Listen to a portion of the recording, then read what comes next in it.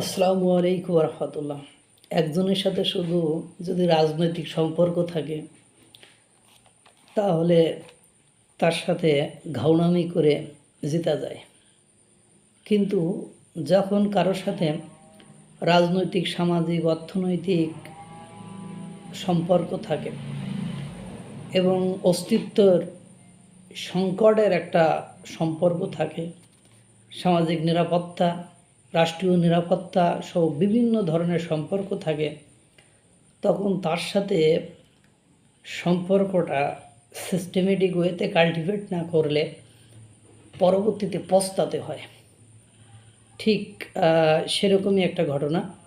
ভারত বাংলাদেশের সম্পর্ক কেবল রাজনৈতিক বোঝাপড়ার মধ্যেই সীমাবদ্ধ নয়, এটি নিরাপত্তা, সংযোগ, জ্বালানি, পানি এবং বাণিজ্য সহ বহুমাত্রিক কৌশলগত বাস্তবতার অংশ। এখন এই যে নিরাপত্তা, আপনারা যদি মনে করেন যে আপনি ভারতের সাথে সম্পর্ক রাখবেন না, আপনি পাকিস্তান বা চীনের সাথে রিলেশন গ্রো আপ করবেন বা পাকিস্তান এবং চীনের সাথে সম্পর্ক খুব ঘনিষ্ঠ করে ফেলবেন।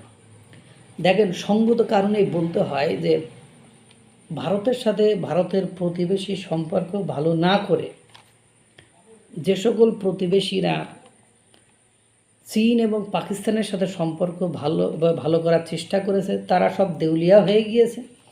দেউলিয়া হয়ে তারপরে আবার ভারতের পায়ে পড়ছে, ভারত তারপরে আবার ঘাট ধরি, মাথা ধরি বা পা ধরি যেমন হোক সোজা করে তুলছে। যেমন মায়ানমার, ভুটান এবং নেপাল এবং শ্রীলঙ্কা, এই চারটা দেশ এক্সাম্পল, উদাহরণ হিসাবে আপনারা দেখেন, একটু গবেষণা করেন, একটু অ্যানালাইসিস করেন। প্রত্যেকটি দেশেরই ঝামেলা হয়েছে এবং প্রত্যেকটি দেশই পরে ভারতের শরণাপন্ন হয়েছে এবং তারপরে তাদের মুক্তি হয়েছে। এখন এটা কেন হবে? এটা আপনি ইচ্ছা করলেও আপনি পারবেন না। কেন পারবেন না? কারণ আপনি যখন ভারতের চিরশত্রু, আপনার চীন এবং পাকিস্তানের সাথে সম্পর্ক গভীর করবেন, সম্পর্ক অনেক ভালো করবেন, শক্তি বাড়ানোর চেষ্টা করবেন, তখন এটা পরোক্ষভাবে ভারতের জন্য না কোনো ফরম্যাটে থ্রেট। এটা বিশ্বাস করুন আর নাই করুন। এখন ভারত কি চাইব যে আমার এই থ্রেটটাকে আমি আরও বেশি বাড়তে দেই? আমি হলে চাইব, আপনি হলে চাইবেন না। তাহলে এখন ঘটনা হয়েছে এ কারণে, আপনি যত ভারত বিরোধিতা করবেন আপনার চতুর্মুখী বিপদ দেখবেন আপনাকে আষ্টে পৃষ্ঠে ঘিরে ধরেছে। সেটা আপনি বিশ্বাস করেন আর নাই করেন, সেটা আপনি ওই পথে হাঁটেন আর না হাঁটেন। হয়তো বা এরকম হতে পারে, বিশ্বাস করেন কিন্তু আপনি স্বীকার করেন না লজ্জার খাতিরে বা আপনার মানে অন্য কোনো খাতিরে। এই যে জ্বালানি সংকট, তীব্র জ্বালানি সংকট অনুভূত হলো ইরানি আমেরিকা যুদ্ধের কারণে, হরমুজ প্রণালী বন্ধ হওয়ার কারণে। পাকিস্তান থেকে কিন্তু আপনি তেল নিতে পারেন নাই, আপনি চীন থেকে তেল নিতে পারেন নাই। সেই প্রতিবেশী রাষ্ট্র ভারত থেকে আপনার ব্যারেল কি ব্যারেল, মেট্রিক টন ডিজেল কি ডিজেল আপনাকে নিতে হয়েছে। এবার আপনি আসেন তিস্তা পানি চুক্তি। তিস্তা পানি চুক্তি দীর্ঘদিন ধরে করার চেষ্টা করেছেন। চীন আপনাকে আশ্বস্ত করে অন্তর্বর্তীকালীন সরকারের আমলে রেজওয়ানা হাসান বলল মেগা প্রকল্প করে হেলবে, চীনের সাথে মিলাই ঘোড়ার ডিম করেছে, কিচ্ছু করতে পারে নাই।